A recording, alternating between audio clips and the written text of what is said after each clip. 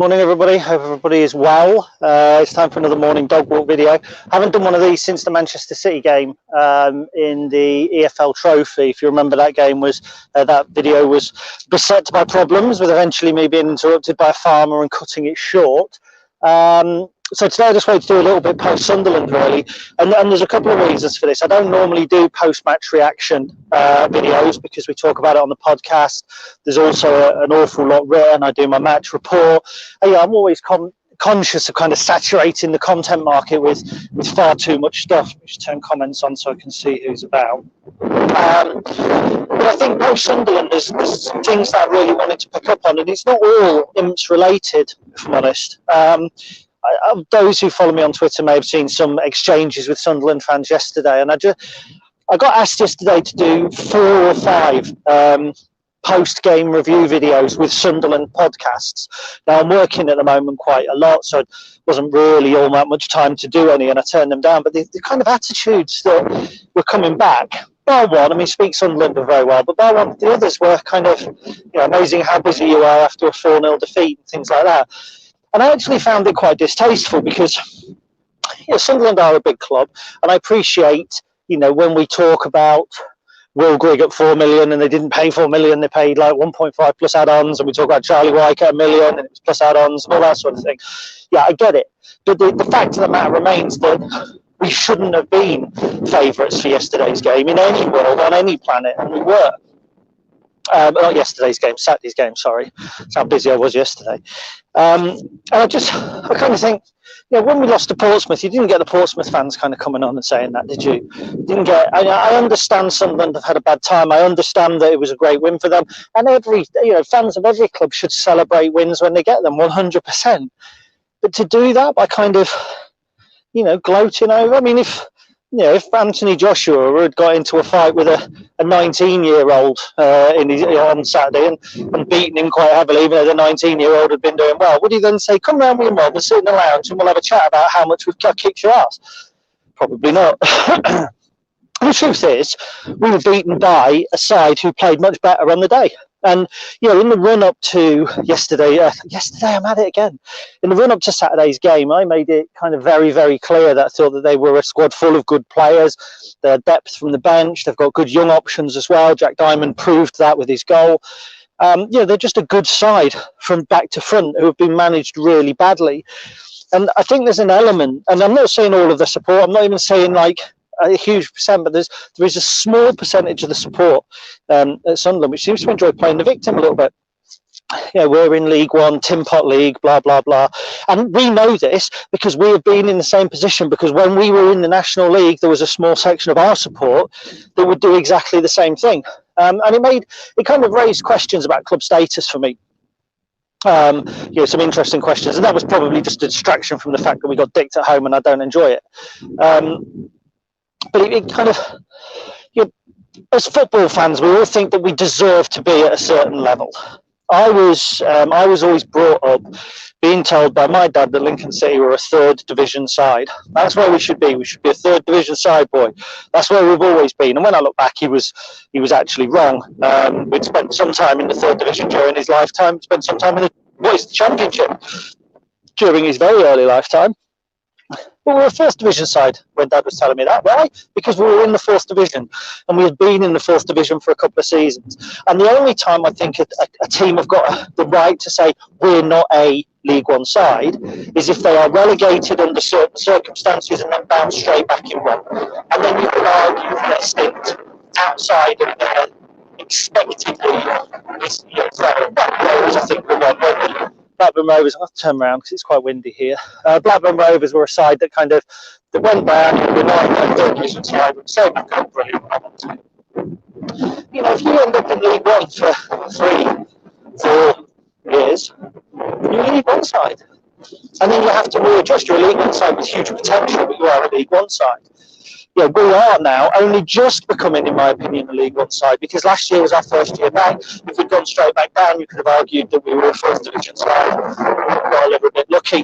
But you are what you are, and there are very few exceptions to that. And I think, whatever club size, whatever however many fans you get, whatever your budget is, if you're a League One side, you're a League One side. if you're 11th in the league, you're a mid-table League One side at that time. Fair enough, you might climb. Sunderland will, almost certainly. Sunderland will finish in the top 6 under Lee Johnson because their good players look like they're finally playing the right style of football to suit, you know, their attributes. And we won't be the first, we won't be the last team, let's say, that they hammer this season. They're getting the balls into the right areas for Charlie White, who will gobble them up all day. You know, they've got players still to come back. You know, McGeady, I thought McGeady wasn't their best player on Saturday, and he certainly should be and will be. So, yeah, I think what you're looking at there is we've lost heavily at home to a promotion rival, and when that's where my comparison came from. Me saying Sunderland are a promotion rival to Lincoln City underlines where we are, not by anything, any sort of criticism of them at all, but that underlines where we are, because 5 years ago we weren't a promotion rival to Kidderminster Harriers. I think it was 5 years ago Kidderminster were doing well, might have been 6. And so, you know, when I say Lincoln City and Sunderland are promotion rivals, that is reflective purely on us. Purely on us. It's like if I were to say that I was a writing rival of a published author, it would be more a measure of where I had come in my writing career in comparison to that published author, rather than the other way around. And I appreciate some people perhaps don't like it because, you know, I said that we're still above them. I didn't mean that as in a we're still above them. I meant that as in, you know, we've lost 4-0 to a side, and whatever their transfer fees, who have paid multi-million pounds for players in the last 5 years. 5 years ago, they paid £8 million for Papi Djilibodji, whatever his name was, from Chelsea. That was in the last 5 years, so they spent multi-million pounds on players. And, you know, we are still above the league. I don't mean that as in I mean it as, you know, look where we've come. We've built up that sort of lead. And, yeah, do I think that we'll be above them by the end of the season? Arguably. Potentially, maybe not. I don't know. But there are a lot of clubs who you could say that we might not be above by the end of the season. There are a lot of teams you say that we might be. The reason you don't know is because football isn't a game that you can entirely predict. Because nobody would have predicted Sunderland beating us 4-0 at Sincil Bank. So you're saying can barely hear a word, Kev. Is that everybody? Is the sound really bad again? You sound very tinny. Might be the wind. Okay. See, I've got a clip mic hidden there. Round in there. I can't understand why that's not working, so my apologies for that. I'll try and get out of the wind and finish off. And I think I might have to invest in a better clip mic, to be honest. How's the sound now? Can somebody just comment and let me know if the sound's any better? It's the wind. What about now? So I am now out of the wind, hopefully. It's a bit better now. Yeah, it's the wind. I have no idea why, because it's completely hidden away. So yeah, I mean, you know, football should all be relative, and I think that we talk quite a bit in the run up to yesterday's game that Sunderland were a huge club, and they are a huge club. They are a League One club. They did beat as well. You know, let's put some additional perspective on this, and I'm not making any excuses because we were beaten by a better team. No doubt, on the day, we were beaten by a better team. Leslie Graves, I'll just say, you're suffering from wind, not personally. We've got that. It was a bad game. We got a batter in at this point of the game in hand. How do you please these people? Yeah, very good. Brendan, sorry, I had to read that on the screen because it's the best way I can see it. Yeah, let's put some perspective on this. First of all, the penalty. I'm not gonna get too angry about it. No, it wasn't a penalty. I actually thought that there was a little tug on their lad as he went through beforehand, which probably should have been a penalty. Real shades of Plymouth for me. Us and Plymouth. Yeah, I genuinely felt that these things happen, and I know that sounds harsh. You show character, and 9 times out of 10 we show that character instead. Sunderland showed their ruthless streak, got a really weak second goal. So, you know, let's not focus on what they were given by the referee, allegedly. Let's focus on what actually they earned themselves, or that we handed them ourselves. And we handed them the second goal, and after that it's always going to be an uphill struggle. So, you know, let's not look for any excuses on the afternoon. They were the better side. Let's not also take away from the fact our injury issues. Adam Jackson, you know, is a big loss. Joe Walsh didn't start as first choice defender, and whilst Walsh and Monsma might be people's first choice centre backs, we have still lost a first team player in Jackson. The big loss, and it is a big loss, is Liam Bridcut. You know, and it's really painful to know that he might be out until Christmas. It was a fear at the beginning of the season. I was chatting to my mate Pete, and he said, you'll do well if you get 30 games, I think it was, he said, out of Liam Bridcut a season, or you keep him fit all season. And we're not doing, and I think George Grant can play that role, but if you do that, you still need the work, the legs, which I think is McGrandles. And ever since McGrandles signed, I've been told that he plays 8, he's got killer passes, he does this and that, but for me, McGrandles is all about the Alex Woodyard. Harassing. Luke Waterfall once said of Alex Woodyard that what Alex does is ratting about, which the team needs someone to do. And I see that in Conor McGrandles. He rats about, he gets from box to box. If a player has a ball, he's on him. He hasn't always been the most composed when he's been in possession. He's not one that commands 7s and 8s regularly on the player rater on the website, but I think he's a footballer's footballer. I think he's the type of player that you appreciate if you're alongside him, not always if you're sat in the stands. And, you know, there's been a lot of players like that in the past, and if Kev Barwise is watching, he'll have a little bit of sick in his mouth when I say Scott Kerr. But Scott Kerr was very much the same. Sometimes you need somebody that does all of the horrible stuff and never gets a pat on the back for it. And I think McGrandles, when Bridcut is out, McGrandles is key at that. And we missed him. And, you know, with the greatest respect, I think Robbie Gotts had a half-decent game, but didn't really get into it. We were overrun in the midfield. And the battle was always going to be pace versus experience, and experience won out. Max Power, Grant Ledbetter, Josh Gowan controlled the midfield battle. And at times, I thought there was a huge chasm between our back four and the midfield, which kind of, you know, it's the first time I've seen it happen. It's not a criticism, these things happen. Look back over every single team that's won a title, bar the Invincibles in 2004-05, whatever it was that Arsenal won it. Look at every single successful Lincoln City team. There has always been results where you go, that was terrible.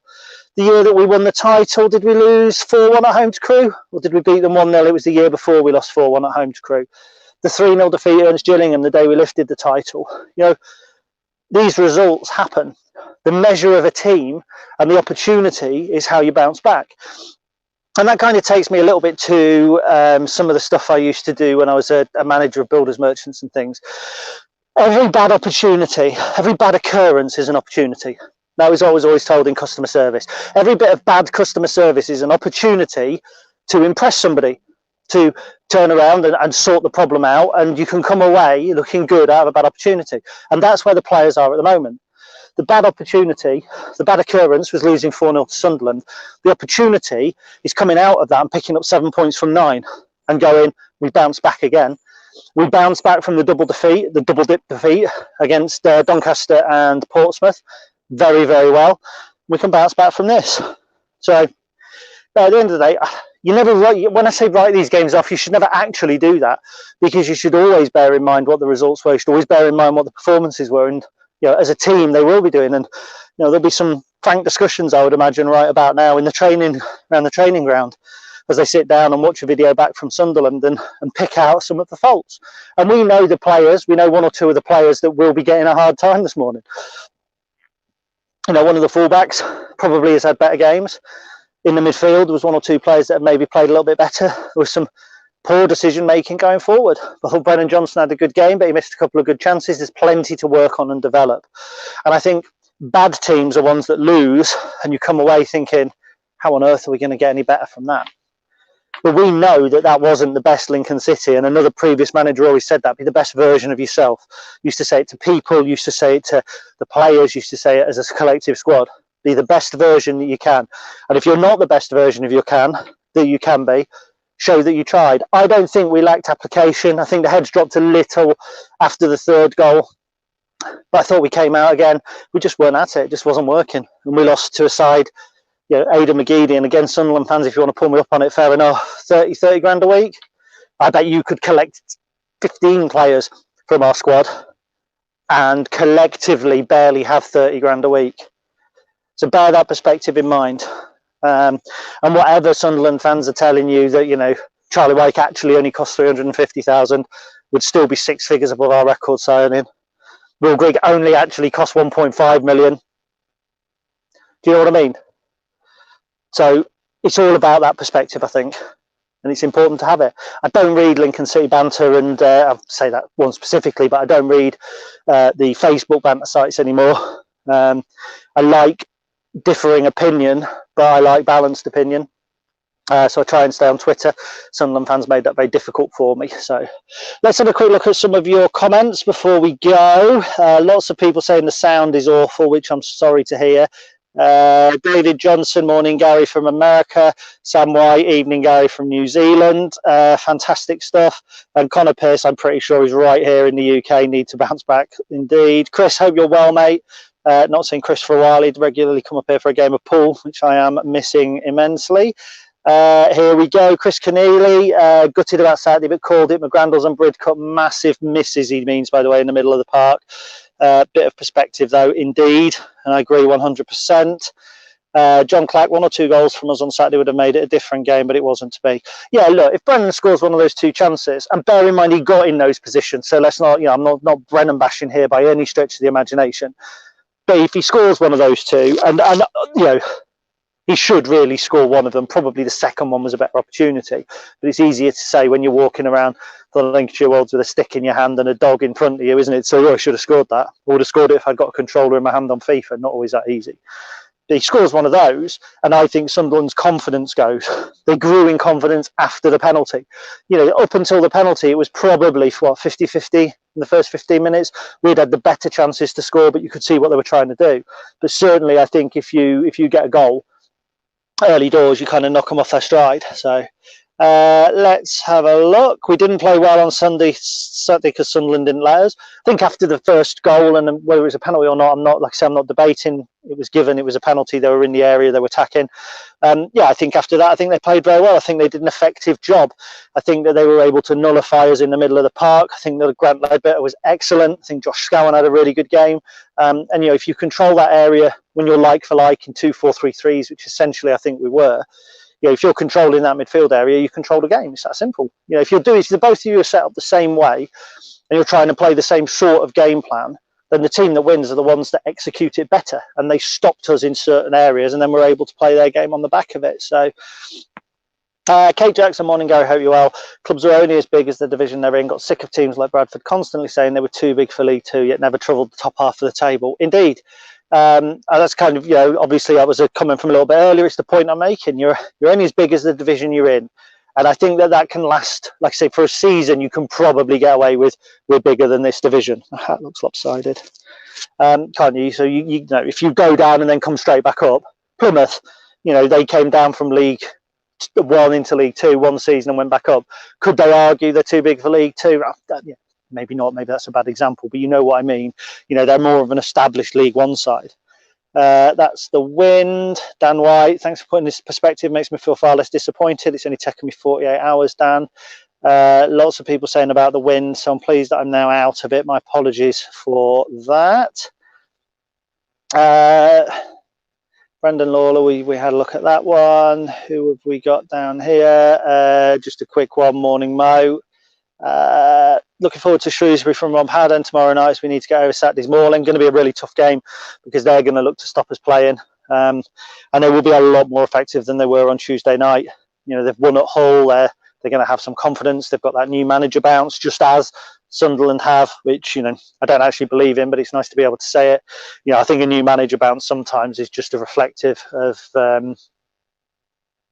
I'm not sure why I've got that. It was new manager bounce is just reflective of actually a team achieving what they should be doing, and it's not the new manager bounce. It's actually the previous manager slump, which is the problem. We definitely saw that with Sunderland, 100%. We have got Terence Ford. Hope you're well. Merry Christmas. Can't win them all. 100% game in hand as well. Very crucial. Very important. Leslie Graves. They played better. We lost. What's important? We will learn. We'll have a young side. 100%.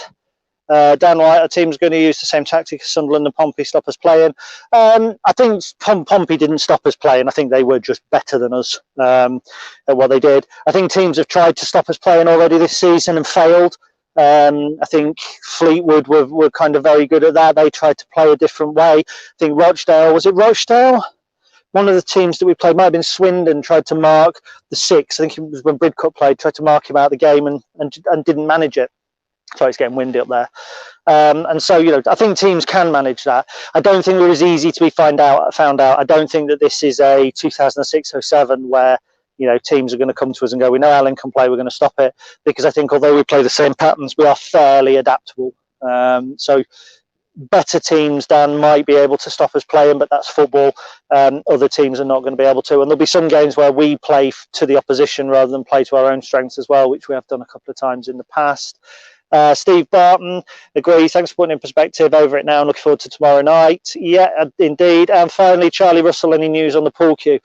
For people who don't know, obviously I have a pool table in a outbuilding. I bought an expensive pool cue earlier in the year as a kind of a lockdown treat to myself, and it broke. So, Charlie, there is some news on the pool cue. The news is that there is no news, but I'm told it is fixable. So, all good. I've got my thumb up there. There we go. Right, thank you everybody for watching. Hopefully the sound wasn't too bad earlier on. I'm really disappointed with my clip mic because as far as I thought, it was meant to block out all that wind, which is really disappointing. So I might have to now go and buy myself a new one. Enjoy the rest of your day on Week. On the website, there's an article today about Steve Wicks, which is an adaptation from one I've done before, but really, really busy at the minute. So I'm just trying to make sure that you've got content to keep you amused while I am writing about Japanese football and boiler insurance. Enjoy the rest of your day, chaps and chapesses, and I'll see you tomorrow night on Matchday Live, which normally I think goes ahead at 5:45. If there's any change to that, I'll let you know. Cheers, bye.